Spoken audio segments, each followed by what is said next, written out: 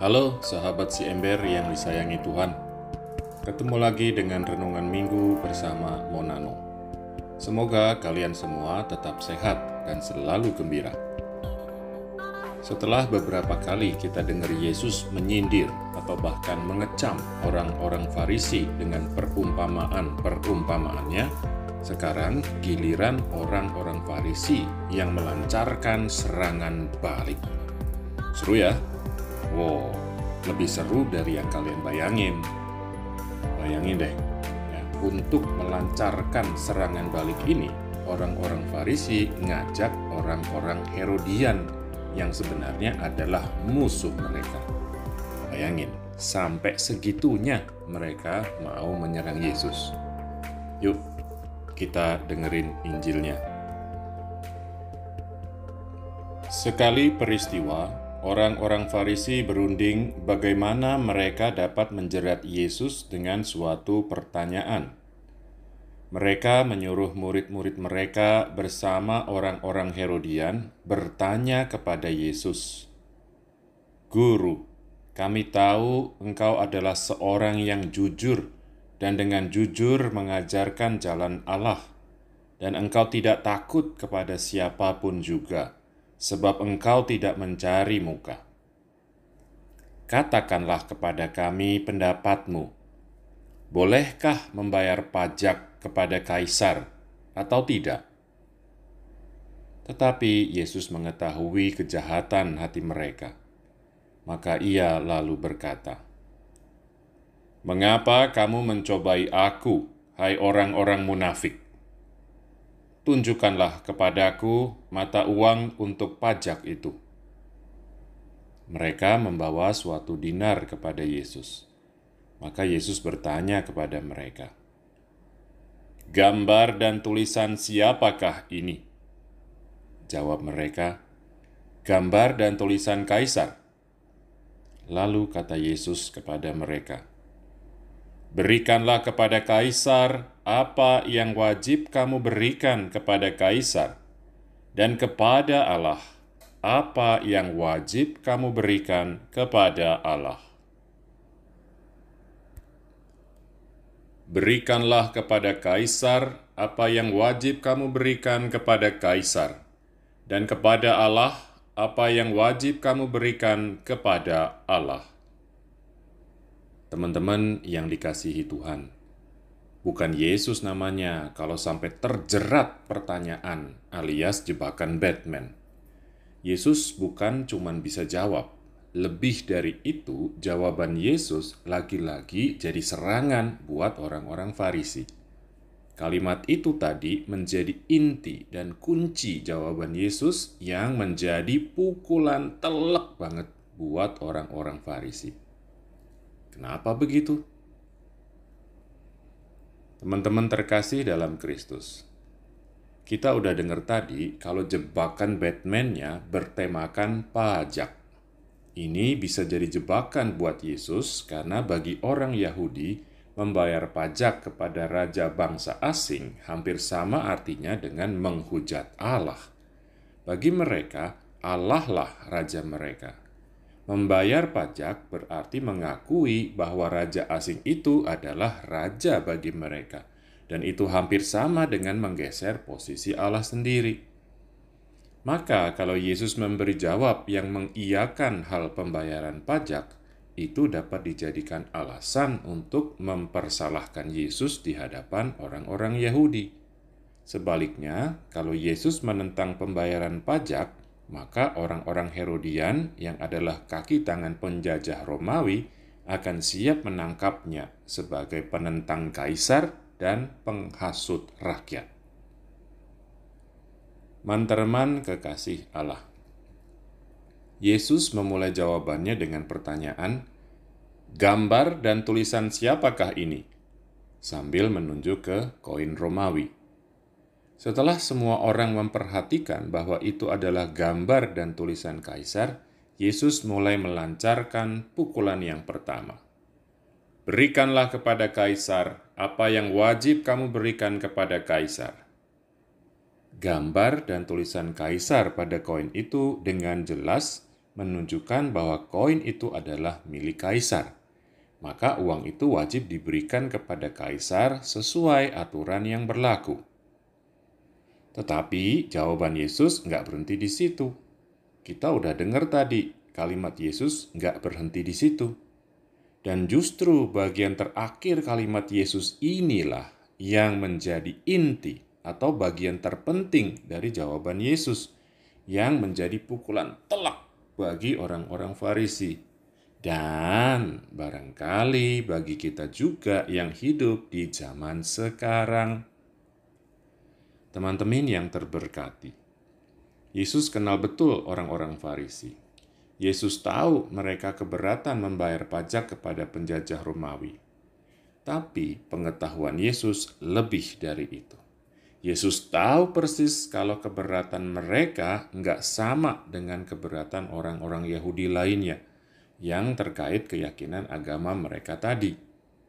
Yesus tahu persis orang-orang Farisi keberatan membayar pajak karena mereka adalah hamba uang. Karena mereka mata duitan. Jadi mereka keberatan membayar pajak semata karena nggak mau kehilangan duitnya. Maka bagian kedua jawaban Yesus, dan berikanlah kepada Allah apa yang wajib kamu berikan kepada Allah, bisa dikatakan merupakan tamparan keras atau bahkan pukulan telak bagi orang-orang Farisi. Bagaimana mereka bisa mengabdi Allah kalau mereka menghamba pada Mamon? Yesus dengan amat tegas mengecam mereka dan mengingatkan supaya mereka melakukan kewajiban yang paling penting dan utama, kewajiban kepada Allah. Inilah serangan balik dari serangan balik. Keren abis. Teman-teman, kawanan yang dicintai Tuhan. Udah saya bilang tadi, jangan-jangan teguran keras buat orang-orang Farisi tadi juga berlaku buat kita. Kok bisa? Ya tinggal tanya aja ke hati kita masing-masing. Kita udah memberikan kepada Allah yang wajib kita berikan kepada Allah atau belum? Nah, mungkin terus ada yang nanya, apa yang wajib kita berikan kepada Allah? Terus, emangnya gambar dan tulisan Allah ada di mana? Emang sih, di dunia ini nggak ada koin atau hal-hal lain yang ada gambar dan tulisan Allah seperti koin Romawi ada gambar dan tulisan Kaisar. Makanya banyak orang nggak bisa ngeliat apa yang jadi milik Allah dan wajib diberikan kepadanya. Tapi sebenarnya nggak gitu. Kalau kita mau jujur dan terbuka ngakuin, justru di dunia ini, kalau boleh saya ekstrimkan, semuanya merupakan gambar dan tulisan Allah. Segala yang ada di dunia ini merupakan jejak-jejak atau tanda kehadiran Allah. Emang ada yang gak gampang ditangkap dan dimengerti. Tapi ada juga hal-hal yang pasti bakal bikin setiap hati yang bersih dan jujur terpesona, terkesima, terhenyak, dan perasaan-perasaan lain yang semacam itu. Dan terus mengarahkan pikirannya kepada Allah. Contoh paling gampang mungkin fenomena atau pemandangan alam yang indah luar biasa. Gak usah saya sebutlah contohnya, banyak banget. Lihat aja di internet, banyak banget. Screensaver atau wallpaper atau apalah namanya di laptop saya aja, keren-keren banget gambar pemandangannya. Dan selama ini belum pernah saya lihat gambar yang sama 2 kali. Hal lain yang dekat sama hidup kita adalah kelahiran dan kematian. Gak bakal rasanya orang gak kepikiran tentang Allah kalau ngerenung dikit aja tentang kelahiran dan terutama kematian. Apalagi di zaman pagebluk alias pandemi kayak sekarang. Dengan itu semua, saya kira gak susah lagi untuk ngerti kalau saya bilang justru gambar dan tulisan Allah itu ada di mana-mana di dalam hidup dan dunia kita. Dengan kata lain, hidup dan dunia kita ini milik Allah. Maka sebenarnya nggak perlu ada pertanyaan apa yang wajib kita berikan kepada Allah. Mungkin malah sebaliknya. Emangnya ada ya yang gak wajib kita berikan kepada Allah? Lawang semuanya milik Allah. Mantereman umat yang dipilih Allah. Saya mau ngajak kita menyadari bahwa kewajiban kita bukan sekadar seperti orang-orang Farisi yang mata duitan itu. Kita wajib menyerahkan, mempersembahkan hidup kita, segala yang kita miliki kepada Allah. Karena semuanya kita terima dari Dia, karena Dialah pemilik sesungguhnya. Jadi, mulai sekarang, yuk belajar nggak mikir atau ngerasa kalau hidup kita dan segala yang kita punya itu milik kita sendiri. Lebih jauh, yuk belajar nggak hidup seenaknya sendiri, cuma nurutin pikiran dan kemauan sendiri. Kita perlu belajar adjust, nyesuaiin diri sama apa yang Tuhan pikir dan mau. Yuk, nggak maksain pikiran dan kemauan kita, nggak ngerasa benar sendiri. Yuk, belajar juga untuk nggak takut, untuk ngelepasin genggaman kita pada hal-hal yang selama ini membuat kita merasa aman dan nyaman, tapi sesungguhnya bertentangan dengan kehendak Tuhan dan justru menjadi berhala bagi kita, seperti uang bagi orang-orang Farisi. Mantereman umat yang dipilih Allah. Saya mau akhiri renungan kita dengan mengutip kata-kata Paulus kepada jemaat di Korintus. Apakah yang engkau punyai yang tidak engkau terima?